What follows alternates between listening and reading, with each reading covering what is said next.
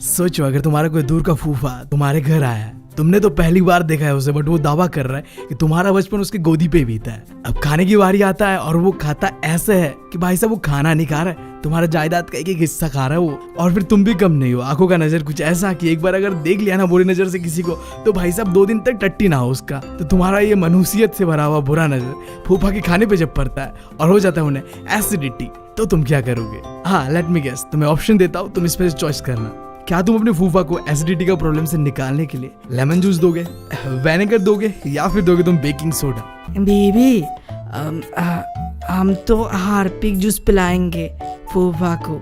क्या है कि हमारा फूफा कभी हमें जाते वक्त पैसा देके नहीं जाता है। ये भी ठीक है। देखो, अगर एसिडिटी फूफा को तो फिर भी चलता है, बट अगर एसिडिटी हो तुम्हें तो तुम क्या करोगे? इसके लिए तुम्हें जानना पड़ेगा क्या होता है एसिड। इट्स लाइक इस चैप्टर के अंदर मैं एक लव स्टोरी बताऊंगा मैं तुम्हें, सही में it's love story of acid and base. 2 बिल्कुल ही अलग अलग लोग, बट उन दोनों का प्यार अटूट है भाई। और फिर इन दोनों के प्यार से ही बनता है साल्ट, उनका नन्ना सा बेबी कह सकते हो तुम। सब स्पॉइलर पहले ही दे रहा हो। नहीं, स्टार्ट करते हैं शुरुआत से। पर इससे पहले मैं हूं तुम लोगों का दोस्त और होस्ट बीबी, निकल चुका हूँ एक स्टोरी टेलर बनने के जर्नी पे। एक्सपर्ट नहीं हूँ, बट वो चीजें करने का ट्राई कर रहा हूँ जिससे मुझे अच्छा फील हो और तुम लोगों को ये चैप्टर समझ आए। तो इसी बात के साथ शुरुआत करते हैं। अब जैसे किसी भी कहानी के अंदर पे होता है एक हीरो और एक हीरोइन, तो हमारी इस कहानी के अंदर में जो हीरो है उसका नाम है एसिड एंड हीरोइन का नाम है बेस। हाँ, क्योंकि बेबी को बेस पसंद है तो हीरोइन का नाम भी बेस एंड एसिड। हाँ, मत पूछो, लड़कों के नाम के पीछे कोई सेंस नहीं बनता, तो यहाँ भी नहीं बन रहा है। अब तुम्हें पता है कि हीरो और हीरोइन के पास एक सुपर पावर होता है, राइट? अब हमारे एसिड के पास सुपर पावर है क्या कि वो वाटर पे मिक्स होते ही हाइड्रोजन यानी कि H+ आयंस को जनरेट करता है, प्रोड्यूस करता है, जो भी तुम कहना है कह लो। उसी तरीके से जो हमारा बेस है, हीरोइन है, वो प्रोड्यूस करता है OH- आयंस यानी कि हाइड्रोक्साइड आयंस को प्रोड्यूस करता है, जैसे उसे पानी में मिला दिया जाता है। तो ये इन दोनों का सुपर पावर है, राइट? इनके अलावा ये देखते कैसे है? बिल्कुल ही अलग। तुम कह सकते हो फिजिकली लड़के और लड़कियां अलग होते हैं, तो हीरोइन है और हीरो है, दोनों का अलग अलग नेचर होगा, राइट? तो फिजिकल प्रॉपर्टी कह सकते हो इसे तुम, आई गेस। हाँ, तो एसिड और बेस का फिजिकल प्रॉपर्टीज क्या क्या है वो देखते हैं 1 by 1। तो सबसे पहला बात करते हैं एसिड का।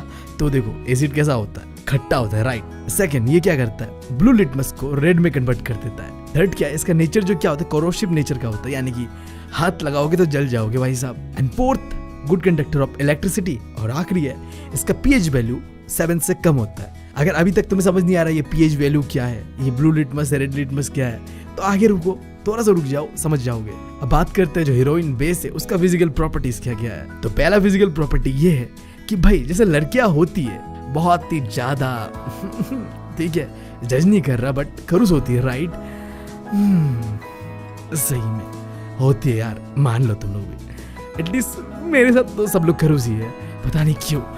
तो यहाँ बेस के साथ भी ऐसा है, तीते के करेले जैसा, बहुत ही क्या बताए, बिटर इन टेस्ट, यही समझ लो तुम।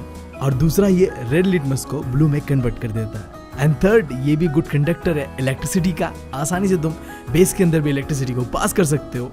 एंड फोर्थ, एक चीज अलग है यहाँ पे बस कि देखो, इंपॉर्टेंट चीज है, बेस कभी भी मेटल के साथ रिएक्ट नहीं करता। एंड आखिरी चीज, बेस का हमेशा pH वैल्यू जो होता है वो 7 से ज्यादा होता है। अब देखो, जब सच्चा प्यार होता है ना, तो जो फिजिकल अपीयरेंस है तुम्हारा, तुम कैसे दिखते हो, वो इतना मैटर नहीं करता है। मैटर करता है कि तुम लोगों के बीच कैसा बॉन्डिंग है, यानी कि तुम लोगों के बीच कैसा केमिस्ट्री है, तुम कह सकते हो। तो एसिड और बेस के केस पे हमें फिजिकल प्रॉपर्टीज से ज्यादा केमिकल प्रॉपर्टीज के ऊपर ध्यान देना है, राइट? बट देखो, प्रॉब्लम ये है ना कि ना तुम्हारा केमिस्ट्री अच्छा है ना मेरा अच्छा है। कुछ बेसिक चीजें होगा उसके बारे में जान लेते हैं, फिर ही हम समझ पाएंगे कि केमिकल जो प्रॉपर्टीज है एसिड और बेस का वो क्या है, कैसा बॉन्डिंग है आपस में इन लोगों का। तो पहले जानना है हमें क्या types of acid and type of base, and second जानना है हमें इंडिकेटर्स, यानी कि कैसे हम पता करेंगे कि कौन सा एसिड है कौन सा बेस है।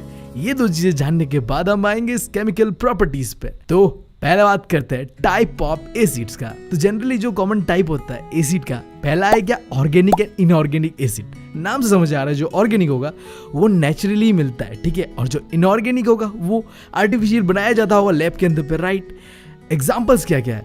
Acidic acid, oxalic acid, lactic acid and आखिरी साइट्रिक एसिड। और जो इनऑर्गेनिक एसिड्स का एग्जांपल है sulphuric acid, nitric acid, hydrochloric acid and आखिरी फॉस्फोरिक एसिड। अब देखो इसके अलावा दो अलग टाइप के भी एसिड्स होते हैं जिसका नाम है strong and weak acid. But ये समझो, ये स्ट्रॉन्ग एंड वीक एसिड और इनऑर्गेनिक एंड ऑर्गेनिक एसिड एक तरीके से सेम ही है। कैसे मैं बता रहा हूँ, देखो जो वीक एसिड होता है ना, वो क्या होता है कि वाटर में कंप्लीटली डिसॉल्व नहीं होता, मिक्स नहीं होता है। और जो स्ट्रॉन्ग एसिड है वो क्या होता है कि मिक्स हो जाता है अच्छी तरीके से, ठीक है।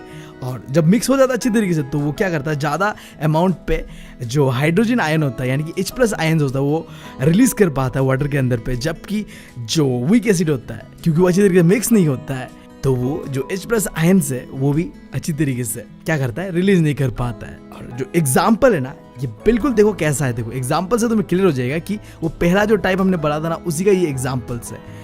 जो वीक एसिड है उसका एग्जाम्पल क्या है, जो ऑर्गेनिक एसिड के अंदर में एग्जाम्पल्स था ना वही है। और फिर जो स्ट्रॉन्ग एसिड है वो क्या है, जो इनऑर्गेनिक एसिड्स है उसका एग्जाम्पल है। तो तुम अब कह सकते हो जो नेचुरली फाउंड एसिड्स होते हैं ना हमारे पास, वो वीक एसिड्स होते हैं। और जो लेबोरेटरी पे बनता है, लैब में बनता है ना जो एसिड्स, वो क्या होता है, थोड़ा स्ट्रॉन्ग टाइप का होता है, लाइक तुमको जला भी देगा वो, ठीक है। अब इन दोनों टाइप के अलावा एक तीसरा टाइप भी होता है, ठीक है, जिसका नाम है concentrated acid and dilute acid. But ये क्या है, ये समझने से पहले तुम्हें समझना पड़ेगा कि जब हम ना एसिड या बेस को पानी पे मिक्स करते तब क्या होता है। तो इसका जवाब ये है कि तब होता है ये कंसंट्रेशन और ये डाइल्यूट एसिड या बेस, ठीक है। क्योंकि हम अब एसिड के बारे में पढ़ रहे हैं तो हम एसिड के बारे में जानेंगे, बट बेस का भी सीन ऐसे रहता है, ठीक है। देखो सिंपल सा बात है, अगर तुमने एसिड के ऊपर पानी डाला ना तो भाई साहब होगा बहुत बड़ा धमाका और तुम्हारा मुंह का बन जाएगा भरता। तो प्रॉपर वे है कि मिक्स जब करना होता है पानी और एसिड या बेस जो भी चीज है, तो हमारा काम ये रहता है कि हमें पानी के अंदर पे एसिड या बेस को मिलाना चाहिए, वो भी धीरे धीरे घुला घुला के, हिला हिला के, ठीक है। हिला हिला के मतलब पानी को थोड़ा हिला हिला के देन तुम एसिड डालो या बेस डालो, जो भी डालना, ये है प्रॉपर फॉर्म। तो जो मैंने एग्जांपल तुम्हें एसिड का बताया ना, बेस का भी एग्जैक्टली ऐसा ही होता है। तो अब मैंने ये क्यों बताया कि एसिड को या बेस को पानी के अंदर में मिक्स क्यों किया हमने, क्योंकि जब हम ऐसा करते हैं ना तो डिपेंड करता है कि हमने उस पानी के अंदर पे कितना एसिड डाला या कितना बेस डाला। मान लो उस पानी के अंदर पे एसिड का अमाउंट ज्यादा है तो ये क्या होगा, कंसंट्रेटेड एसिड। सिमिलरली अगर मैं तुम्हें बेस का बताऊं ना, वो भी ऐसे रहेगा। अगर मैं पानी के अंदर में बेस जो होगा वो ज़्यादा डालता हूँ तो वो कंसंट्रेटेड बेस होगा, और अगर पानी से जो बेस या एसिड का अमाउंट कम होता है तो वो होगा डाइल्यूट, यानी कि थोड़ा वीक कह सकते हो, कमजोर कह सकते हो। जहाँ पानी का क्वांटिटी ज़्यादा है और जो एसिड या बेस का क्वांटिटी कम होता है तो उसे कहता है डाइल्यूट एसिड या बेस जो भी होगा। तो अब तुम्हें ये क्लियर है कि डाइल्यूट और कंसंट्रेटेड क्या चीज़ होता है। तो एसिड का पहले बात करते हैं एंड देन हम बाद में बात करेंगे बेस के बारे में, क्योंकि हमने अभी तक बेस का स्टार्ट नहीं किया है।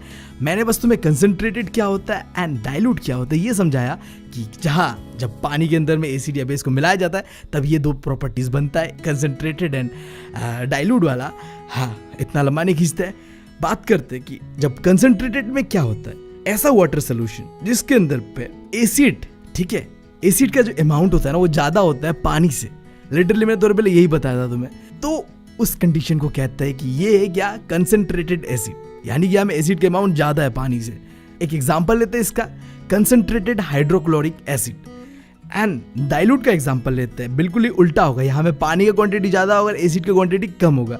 तो इस टाइप का जो mixing of acid and water होगा वहाँ में क्या होता है, डाइल्यूट एसिड कहते हैं। एग्जाम्पल होगा डाइल्यूट हाइड्रोक्लोरिक एसिड, ठीक है। अब बेस का बात करते हैं, बिल्कुल एसिड की तरह ही है बेस भी। पहला टाइप होता है स्ट्रॉन्ग एंड वीक बेस।